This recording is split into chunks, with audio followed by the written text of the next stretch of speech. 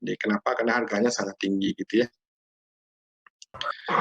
Kalau misalkan data kita dalam latihan tadi, pendapatan keluarga di BG tadi ya, itu kan dalam 14 itu yang paling tinggi itu kalau nggak salah yang 6 ya. Kemungkinan yang 6,0 itu juga dikatakan data ekstrim ya. Jadi kalau dia pendapatan tinggi, kalau misalnya kita hitung rata-rata, dia akan menyumbang banyak kepada rata-rata itu ya. Jadi kalau dia menyumbang banyak kepada rata-rata itu, dia akan mengganggu keadaan sebenarnya daripada data tersebut ya. Seperti ini kan kalau 1990 Anda bagi berapa nih? 4, 3, 6, 9 ya. 9 berarti 2990 ini dibagi 9 berapa tuh? 300 ya. Jadi dia menyumbang rata-rata itu 300 kepada setiap kondominium yang harganya cuman antara 600 sampai dengan 900 ya. Jadi besar dia nanti rata-ratanya ini. Kecuali kalau seandainya 2990 itu Anda buang, nah mungkin Anda akan mendapatkan data yang lebih representatif gitu ya. Paham maksud saya tuh? Kalau misalkan pendapatan keluarga, yang tadi berapa sih? 0,6 ada ya, 0,6 juta sebulan. Terus ada yang 6 juta sebulan, 6 juta sebulan itu kemungkinan itu disebut data ekstrim juga ya. Jadi dalam pengolahan berikutnya itu yang 6 itu kita keluarkan biasanya. Kenapa? Karena itu mengganggu kepada yang 1,1 itu ya. Jadi begitu. Tapi tidak selalu data ekstrim itu dikatakan tadi itu mengganggu ya. Jadi kalau misalkan Anda melakukan pengambilan data, melakukan suatu eksperimen gitu misalkan ya, pada peternakan ikan misalkan. Jadi ada suatu tambak itu yang ikannya itu dengan treatment enzim pertumbuhan sekian persen itu akan memberikan hasil yang besar-besar gitu ikannya gitu ya.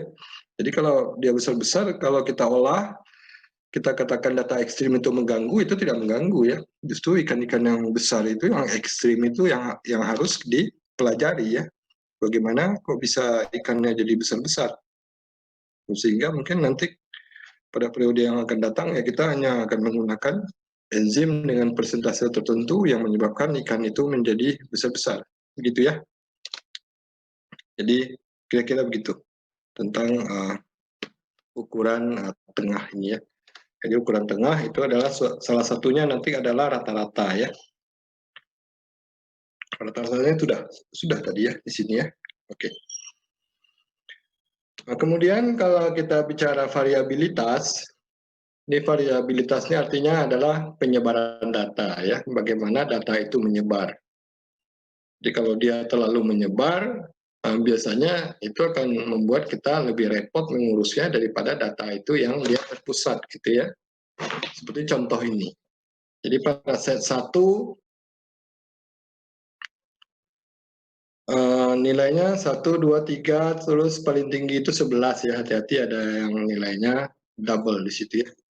Kemudian set 2 ini 4 sampai 8. Nah, ini yang dikatakan variabilitas ya. Jadi jumlah datanya berapa nih? 1, 2, 3, 4, 5, 6, 7, 8, 9, 10, 11, 12. Yang ini 1, 2, 3, 4, 5, 6, 7, 8, 9, 10, 11, 12. Ini datanya sama-sama 12, tetapi yang set 1 ini lebih menyebar ya. Jadi salah satu ukuran penyebaran itu dikatakan sebagai range namanya. Masih ingat itu ya? Range itu apa? Nilai terbesar dikurangi yang terkecil ya. Jadi ini range-nya 10 sorry ya. 11 kurang 1, 10. Sementara yang ini ada 8 kurang 4, yaitu 4 ya. Jadi biasanya ngurusin yang set 2 itu lebih gampang daripada ngurusin yang set 1. Jadi misalkan ada kelas 530 ya. Kemudian ada lagi kelas 531 misalkan. Misalkan saya ambil data IPK. Misalkan set 1 itu nilai mahasiswanya berada di antara 2,1 sampai 4 ya. Set 1. Sementara set 2 itu nilainya berada di antara 3 sampai 4. Kira-kira yang gampang diurusnya yang mana? Set 1 apa set 2? Halo? Kalau set 1 tadi IPK-nya dari 2,1 sampai 4, sementara set 2 itu IPK-nya dari 3,1 sampai 4. Kira-kira yang gampang ngurusnya yang mana? Set 2, Pak. Set 2, Pak. Karena variabilitas dia itu lebih kecil ya. Atau penyebaran data dia itu lebih sedikit gitu ya. Nah, ini contohnya ya. Jadi variabilitas itu menariknya kalau kita membanding ya antara satu sampel dengan sampel yang lain ya, atau populasi satu dengan populasi yang lain ya. Jadi kalau ini misalkan ini sampel dari populasi, ya ini kita gunakan nanti untuk menaksir populasi ya. Apakah rata-ratanya, apakah standar deviasinya gitu ya. Oke, kita lanjutkan. Nah, ini kalau digambar,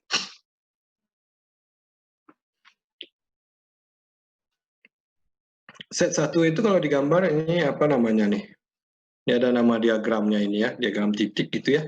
Diagram titik, kalau double dia dinaikin ke atas gitu ya. Jadi ada nilai 6 tuh ada 2 tadi di situ. 1, 1, 2, 2, 1 juga, 3, 1 ya. Terus ya. Nah, ini yang dikatakan data ini menyebar ya. Dikatakan juga data ini lebih menyebar daripada data yang di bawah ya. Jadi biasanya kalau penyebarannya lebih sedikit, ngurusnya juga lebih gampang gitu ya. Walaupun mean, median, atau mode-nya itu sama. Nah, kita lihat mean tadi apa? Rata-rata ya. Rata-rata itu apa tadi? Jumlah dari semua data itu dibagi dengan jumlah data ya. Kalau median masih ingat nih, udah diulang tadi ya. Median itu adalah 50% data berada di sebelah kiri dan 50% data berada di sebelah kanan ya. Jadi katakan median. Kalau mode apa itu? Masih ingat? Kalau mode itu adalah data yang paling sering muncul ya. Nah, ini mean, median, mode itu termasuk salah satu ukuran tengah data ya, atau pusat data. Pusat data. Kalau mode itu yang paling sering muncul ya. Walaupun mean, median, mode itu kedua set data itu sama ya, sama-sama 6. Jadi ini mean-nya juga 6, mediannya juga 6, mode-nya juga 6 ya. Tapi variabilitas data set 1 itu lebih menyebar dibandingkan dengan data set 2. Nah, jadi itu yang saya maksud tadi, kalau kita ngurusin itu lebih baik yang ngurusin yang variabilitasnya tidak terlalu lebar gitu ya, atau tidak terlalu panjang ininya.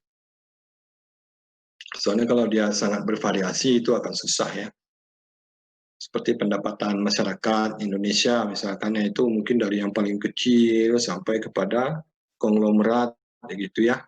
Nah, nanti akan dibahas pada bagian akhir ini ada namanya box plot ya. Itu menentukan data ekstrim atau outlier, bisa dia dari luar, pencilan itu ada dua nanti ya, bisa di bawah, dia bisa di atas. Jadi kalau dia misalkan data pendapatan tadi, pendapatan yang paling kecil sama pendapatan yang paling besar, itu data itu biasanya kita kaji secara khusus ya. Seringkali kalau dia terlalu besar dan terlalu kecil itu diberikan perlakuan khusus biasanya ya. Mungkin kalau pendapatan yang sangat kecil ya mungkin bisa diberikan insentif apa gitu ya. Kalau yang paling besar bagaimana pendapatan yang paling besar? Mungkin diberikan pajak yang lebih besar gitu ya, supaya dia bisa menyumbang kepada yang di bawahnya ya.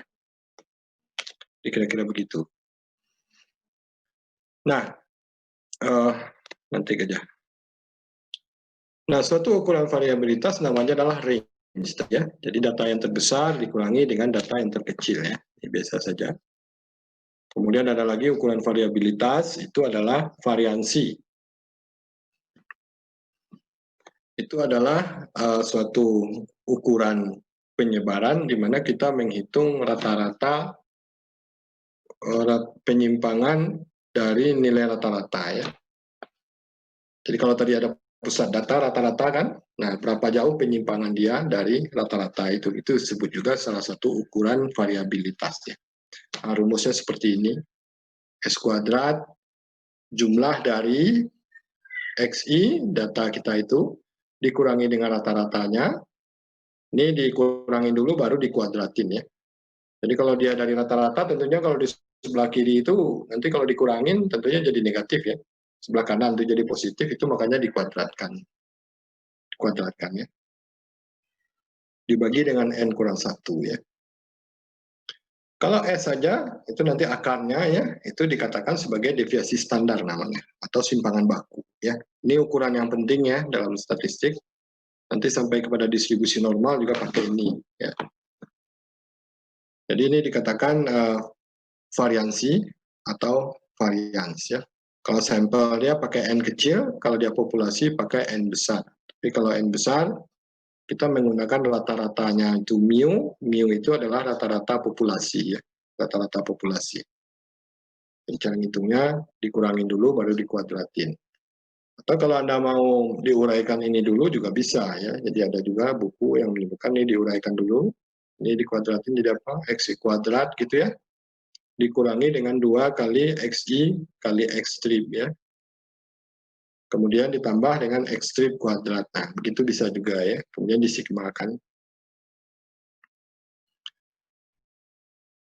Terus lanjut ya. Ini namanya variansi sampel dan variansi populasi ya. Kalau ada yang mau bertanya langsung saja ya. Kalau enggak saya lanjut saja. Nah, ini yang tadi saya katakan standar deviasi namanya akar dari S kuadrat ya. Jadi akar rumus yang tadi dibagi dengan N kurang 1 baru diakarkan. Kemudian kalau dia deviasi standar populasi, itu adalah akar dari tau kuadrat. Nah, ini salah ya. Ini harusnya N apa? Ini N besar harusnya ya. N besar. N besar ini diganti ya. Ini N besar. Jadi karena mungkin dibuatnya copy paste ke sini, dia lupa mengganti N kurang 1 dengan N besar ya. Oke lanjut ya. Ini cara menghitung variansi ya. Jadi ada yang tadi yang kita katakan umur tadi ya. 18 terus sampai 56 ya. Kemudian dijumlahkan kemudian diambil X kuadratnya, ini dikuadratin ya. Kalau Anda mau menghitungnya dengan cara seperti ini, kemudian ini dijumlahkan, ini namanya sigma X kuadrat ya. Sigma X kuadrat, ini sigma X. Ini dengan cara menjumlahkan yang kita sebutkan tadi, dikuadratkan dulu tadi, XI kurang X strip dikuadratin ya, jadi XI kuadrat dikurangi 2 X strip, XI ya, ditambah X strip kuadrat ya. Tapi kalau di kalkulator juga ada ini sebetulnya ya. Ada S, tapi perhatikan ada S N kurang 1 ya. Harus ya, di dalam mode dari kalkulator itu. Jadi set 1 di sini, deviasi standarnya, salah satu ukuran variabilitas tadi adalah 3,16 ya. Sementara set 2 itu memiliki variabilitas 1,13. Jadi kita katakan itu variabilitas set 2 itu lebih kecil daripada variabilitas set 1 ya.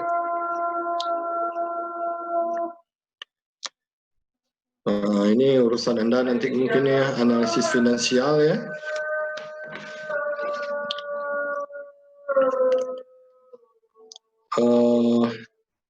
Di sini nilai-nilai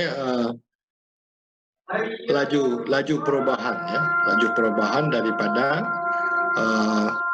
pound British, di pound Inggris ya, terhadap dolar Amerika gitu ya. Ini ada 10 data di sini tahun 95 dan tahun 2007.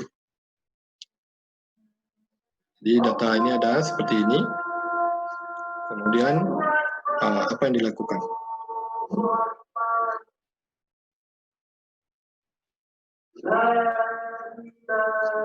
Tidak ada hasilnya di sini ya.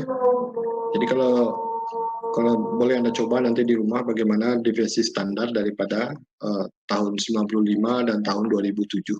Itu bisa dibanding ya. Kira-kira mana yang besar nih? Mana yang kecil? Ini kelihatan dari angkanya, kelihatan ini sebetulnya ya. Jadi Anda jangan bosan melihat angka-angka ini ya. Ini 0,6 ini rata-ratanya. Ini 0,5 gitu ya. Tapi variabilitasnya bagaimana? 62, 62. 62, 62 sampai 64 gitu ya. 62 sampai 64, sementara di sini adalah 62, 64 berapa itu? 0,02 ya. Ini 0,5, 50 sampai 51 ya.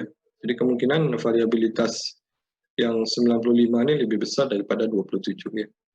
Itu menurut rekaan saya. Kalau Anda percaya, Anda boleh hitung sendiri gitu ya.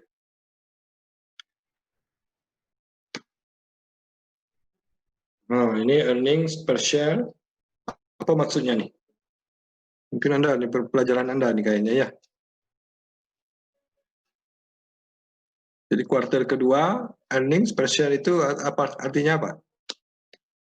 Pembayaran per lembar saham gitu ya. Mohon maaf Pak, Ya, earning per share itu laba bersih dibagi jumlah saham beredar Pak. oke ya. Kalau pembayaran itu nanti DPS, dividen per share. Terima kasih Pak. Oke, jadi bukan uang yang dibagikan kepada konsumen untuk setiap saham ya. Oh, bukan Pak. Oke, terima kasih ya. Saya kurang paham yang itu tuh. Kemudian kita disuruh menghitung rata-rata variansi dan standar deviasi dari data. Mungkin pakai kalkulator bisa dicoba di sini ya. Jangan sampai salah memasukkan angka koma sama titik ya. Kalau dalam kalkulator itu koma itu jadi titik ya. Karena kan dibikinnya bukan di Indonesia gitu ya. Boleh dicoba sendiri nanti ini data ini. Oh ini dihitung ternyata ya.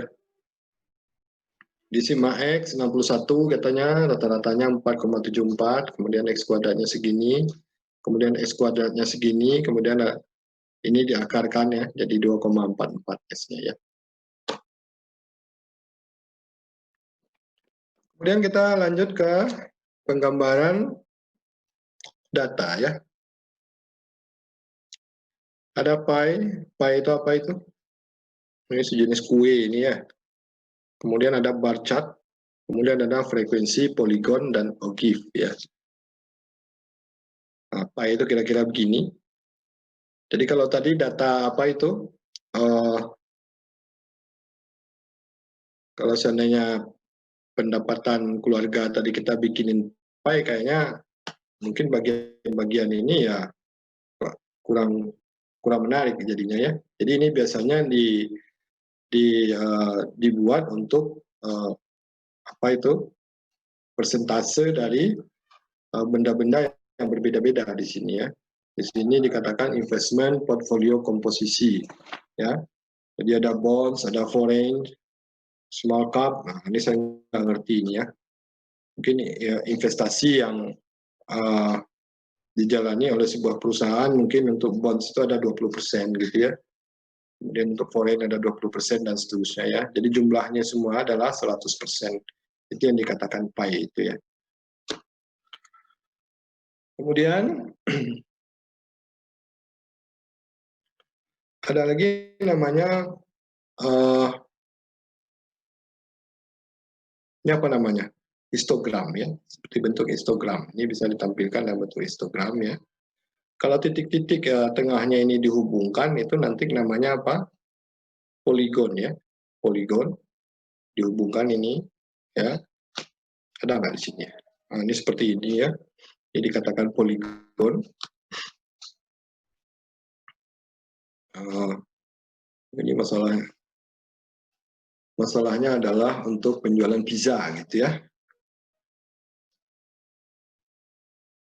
Tidak ada informasi di sini apakah per hari atau per bulan gitu. Kemudian kalau cuma 14 ya kayak terlalu kecil gitu ya. Jadi ini relatif frekuensi namanya, berapa yang mungkin dalam satu bulan gitu ya. Satu bulan yang terjual itu bisa ada 6, 14 terus sampai dengan 54, mungkin yang terbesarnya berapa di sini 60 mungkin ya. Nanti dibuat distribusi seperti poligon ini ya.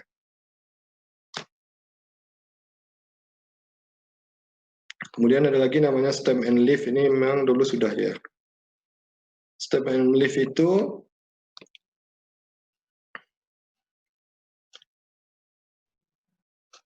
jadi kita memiliki data di sini ada ceritanya ya.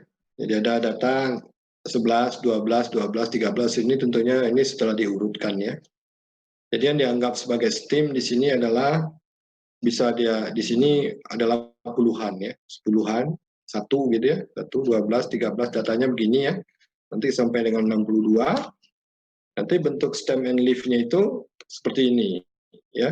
Jadi kalau tadi ada 11 kan, 11 itu jadi 1, 1 gitu ya. 1, 2, 1, 2, 1, 3, 1, 5 terus ya. Kemudian yang bacanya juga gitu, kalau ini 41 gitu, ini 41, ini 42, terus ini 60 gitu, 62 gitu ya. Jadi kelihatan di sini apa yang bisa kita tarik kesimpulan di sini? Jadi ini nanti tergantung masalahnya ya, tergantung masalah dari data itu sendiri. Jadi bentuknya bisa kita lihat di sini yang paling banyak adalah 20-an gitu ya. 20-an yang tertinggi, kemudian yang kedua adalah 10-an, puluhan, belasan gitu ya. Belasan dan seterusnya gitu ya. Makin ke atas dia makin kecil. Mungkin gitu komentarnya sementara ya. Nah, kemudian masuk ke bagian yang terakhir ya. Ada namanya box plot tadi ya. Tapi sebelumnya saya mau melihat dulu, balik dulu ke belakang sebentar ya. Nah, Anda harus bisa tadi dalam latihan itu membuat namanya histogram ya. Histogram itu kan ini dibagi atas kelas-kelas ya. Jadi nanti selengkapnya bisa dibaca di apa? Bisa dibaca di literatur yang lain itu jumlah kelas itu jumlah kelas itu adalah mesti ingat rumusnya itu 1 tambah 3,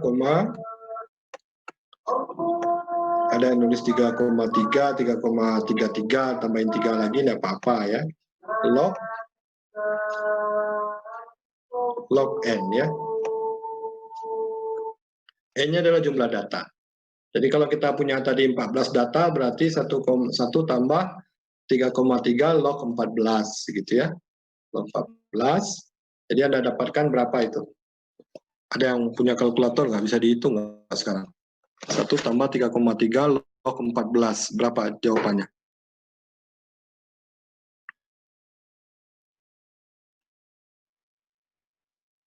Halo? Si monitor? Berapa Pak? Tadi tolong diulangi Pak. 1 tambah 3,3 log 14. Kita kan punya 14 data tadi ya, pendapatan keluarga tadi. 1 tambah 3,3 log N. Hapus ya. 4,878 Pak. 4,78 itu biasanya kita bulatkan ke bawah ya. Jadi akan ada nanti 4 kelas itu ya. Jadi 4 kelas itu maksudnya 4 buah 4 buah ini ya. Tadi data terkecilnya berapa tadi teh? 0,6 ya. Coba Anda pelajari nanti, itu ada 4 buah kelas, berarti panjang selang itu nanti kita bagi dengan jumlah kelas ya. Jadi kalau dia 4, sekian-sekian itu dibulatkan ke 4. Jadi nanti akan ada namanya batas bawah dari histogram itu 0,6 itu kalau batas bawahnya 0,6 misal ya, 0,6. Paling tingginya berapa tadi? 6,0 ya. Kalau nggak salah 6,0. Itu desimal terkecilnya kan 0,1 di sini ya. Jadi nanti batas bawah dia yang pertama ini adalah 0,6 dikurangi dengan setengah satuan desimal terkecil dari data ya. Ini kalau dia cuma per sepuluhan berarti batas bawahnya nanti adalah 0,6 dikurangi dengan separuh dari 0,1 ya, jadi 0,05. Jadi nanti batas bawah dari histogram kelas yang pertama ini adalah 0, berapa? 0,55 gitu ya. 0,55 Sementara batas atasnya itu adalah nanti berapa untuk histogram yang keempatnya itu. Untuk balok yang keempat itu adalah 6 ditambah 6,0 ditambah 0,05, jadi 6,05 ya. Apa maksudnya itu? Maksudnya supaya tidak ada data yang persis pada titik batasnya ini ya. Pada titik batasnya itu makanya dikurangi dengan setengah satuan dari data terkecil dari data. Desimal terkecil dari data ya. Dikurangin di atasnya juga gitu. Jadi 6,0 itu masuk nanti ke dalam kelas 6,05 sampai berapa gitu batasnya di sini. 5, atau 4, gitu ya. Paham maksudnya itu?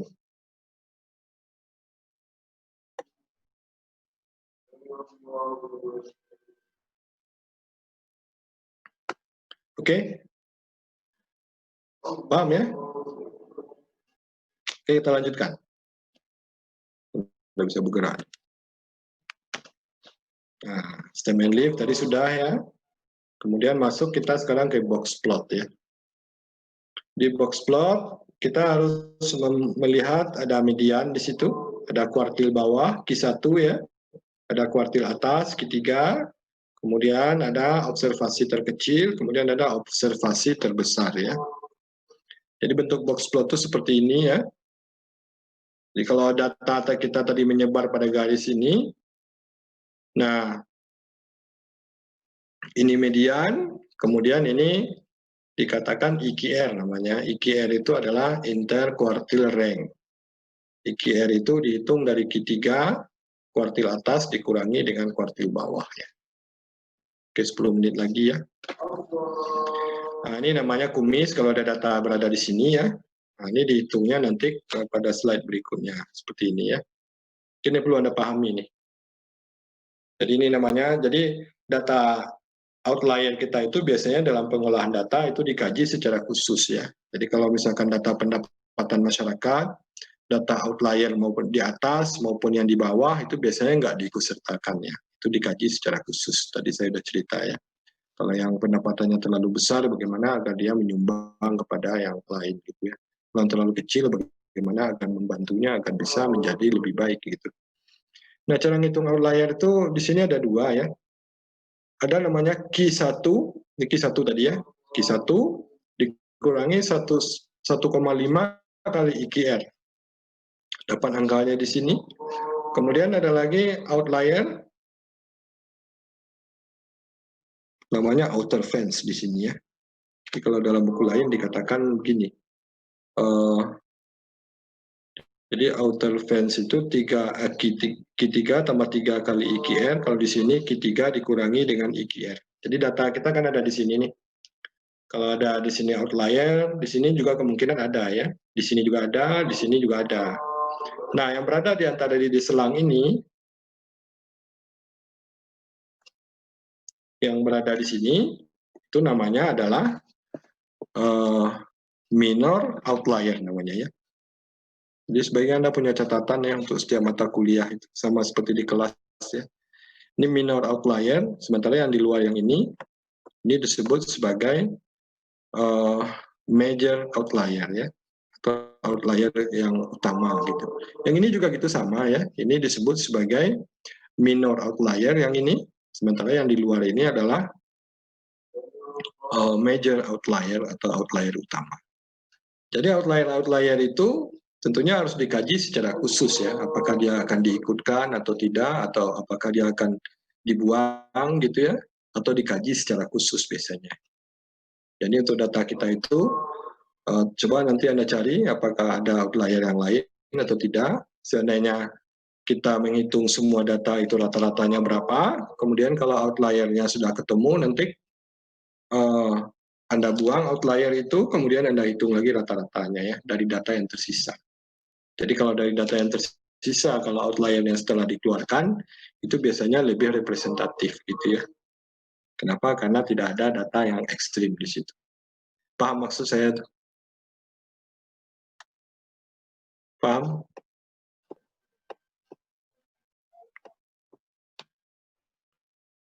Halo? Masih monitor ini? Masih, Pak. Masih, Pak. Masih, Pak. Jangan lupa Anda kerjakan tugasnya ya. Mungkin kuliahnya sampai di sini saja. Saya kira udah slide saya sudah habis. Saya sudah kirim tadi di grup ya slide-nya. Boleh Anda diskusi kelompok untuk mengerjakan latihannya? Pak, ini Pak adanya Pak. Ya, boleh. Berarti dikumpulkannya hari ini juga Pak? Kalau bisa sebelum kita kuliah minggu depan ya. Per kelompok ya, 3 atau 4 orang boleh ya. Jadi Anda harus melakukan mini Zoom meeting juga ya. Mini Zoom meeting juga untuk mengerjakan latihan itu. Jadi diharapkan semuanya bisa ya, mengerti, paham gitu ya. Sebelum kita masuk ke topik minggu depan. Oke, saya kira mungkin kuliah pertama ini sampai di situ saja ya. Ya Pak. Saya tidak perlu melanjutkan pertemuannya. Ada lagi? Bagaimana ketentuan pengerjaannya Pak? Ada nggak Pak? Gimana? Ketentuan pengerjaannya Pak? Anda kirim ke email saya ya. Nanti saya kirim alamat emailnya. Ya. Berarti bebas ya Pak, mau ditulis tangan atau pakai Excel gitu Pak ya? Ya terserah lah, mau tulis tangan atau diketik ya gitu ya. Ya Pak. Ada lagi yang mau bertanya?